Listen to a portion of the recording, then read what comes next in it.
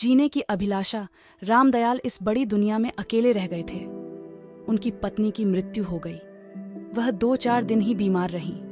मोहल्ले वाले उन्हें अस्पताल ले गए। उन्होंने ही भाग दौड़ की।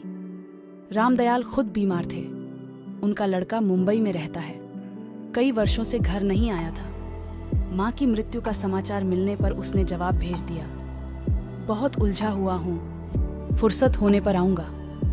पत्र पाने वाली रात रामदयाल तकिए में मुंह गढ़ाकर कितना रोए कहना कठिन है। उनकी खुद की उम्र 65 वर्ष हो गई थी। अब उन्हें हरदम लगता था जैसे दुनिया में उनके लिए कुछ भी शेष नहीं रहा है। पड़ोसियों ने उनका बहुत ख्याल रखा। हर समय कोई न कोई उनके पास मौजूद रहता। रामदयाल बाबू को जैसे होश नहीं था। झाड़ियों में अटकते उलझते बढ़ रहे थे, पता नहीं किधर। धूप तेज हुई तो प्यास से गला सूखने लगा। अब वह एक ऊंचे कगार की ओर बढ़ रहे थे। आंखों के सामने एक दृश्य तैर रहा था। वह हवा में हाथ पैर मारते हुए नीचे घाटी की ओर गिरे जा रहे हैं। और फिर एकाएक उनके कदम रुक गए। जहां ढलान नीचे घाटी की ओर खुलता था, सावधान। रामदयाल बाबू ने इधर उधर देखा पर कोई नजर नहीं आया। उनकी समझ में न आया कि लोगों को सावधान रहने की बात किसने लिखी। उन्होंने जरा बढ़कर झांका तो देखा आगे गहरी खाई थी। वह पीछे हट आए। न जाने क्यों उनका मन कांप उठा। वह एक तरफ बैठ गए। कुछ देर पहले रामदयाल आत्महत्या के लिए तैयार थे, लेकिन अब कुछ कुछ डर लग रहा था। वह कुछ देर आंखें मूंदे बैठे रहे, फिर उठे। प्यास से गला खुश्क हो रहा था, लेकिन वहां भला पानी कहाँ मिलता। तभी उन्होंने देखा पास ही पत्थर की कुंडी में पानी भरा है। वहीं कुछ फल भी रखे दिखाई दिए। कुछ देर सोचते खड़े रहे पिए या न पिए। फिर प्यास ने जोर मारा तो गटागट पानी पी गए। वहां रखे फल भी खा लिए। अब जाकर चित्त कुछ ठिकाने हुआ, लेकिन एक बात रह रहकर परेशान कर रही थी। यह सब किसने किया है? यहाँ तो कोई नजर नहीं आता। कौन है वह? रामदयाल के मन से आत्महत्या का विचार निकल गया। वह जंगल में घूमने लगे। जगह जगह उन्होंने सावधान लिखा देखा। कई पेड़ों पर जहरीले फल भी लिखा था। उन्होंने पाया कि अगर वह सब न लिखा होता तो कोई भी गिरकर अपने प्राण गंवा सकता था। घास में छिपे हुए गहरे गड्ढे, खतरनाक मोड़, जहरीले फल सबके बारे में सावधान किया गया था। अब तक दोपहर ढल चुकी थी। रामदयाल जी ने जोर से पुकारा, मेरे प्राण बचाने वाले भाई, मैं आपके दर्शन करना चाहता हूँ। पत्तों के पीछे सरसराहट हुई और एक बूढ़ा हंसता हुआ सामने आ गया। उसने कहा, मैं बहुत देर से आपको देख रहा हूँ, कहिए आप यहाँ कैसे आ गए?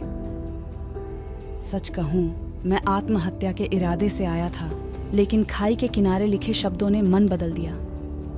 रामदयाल कह गए। उस व्यक्ति ने पूछा, अब क्या इरादा है? सोच रहा हूं क्या करूं, रामदयाल ने कहा और उनकी आंखें भर आईं। बूढ़े के पूछने पर उन्होंने अपनी राम कहानी कह सुनाई। जब उन्होंने बात खत्म की तो उनकी आंखों से लगातार आंसू गिर रहे थे।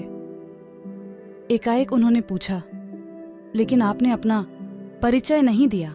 बूढ़े ने कहा, जो आपका परिचय है वही मेरा भी है। मेरा नाम है नरसिंह। क्या सुनाऊं?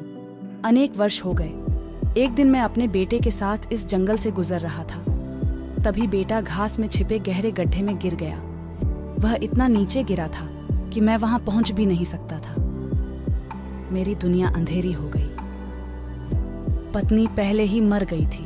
अब तो कुछ भी नहीं बचा था जीवन में। मैंने तय किया कि मैं भी उसी गड्ढे में कूदकर जान दे दूं।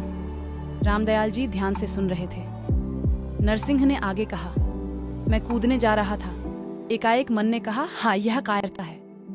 हो सकता है इसी तरह लोग आकर इस छिपे गड्ढे में गिरते रहे। नहीं, ये ठीक नहीं। पहले इसका कुछ प्रबंध करना चाहिए। बस मैंने गड्ढे के चारों ओर पेड़ की डालियां खड़ी करके उन्हें लताओं से बांध दिया। फिर? रामदयाल ने पूछा। फिर मुझे लगा कि ऐसे खतरनाक स्थान तो इस जंगल में और भी होंगे। मैंने देखा मेरे बेटे की जान लेने वाले गड्ढे के पास ऐसे ही दूसरे स्थान भी थे। बस मैंने निश्चय कर लिया कि जंगल में जब तक एक भी ऐसा खतरनाक स्थान रहेगा, मैं नहीं मरूंगा। वह दिन था और आज का दिन है। मैं इसी जंगल में रह रहा हूँ। अभी मेरा काम खत्म नहीं हुआ।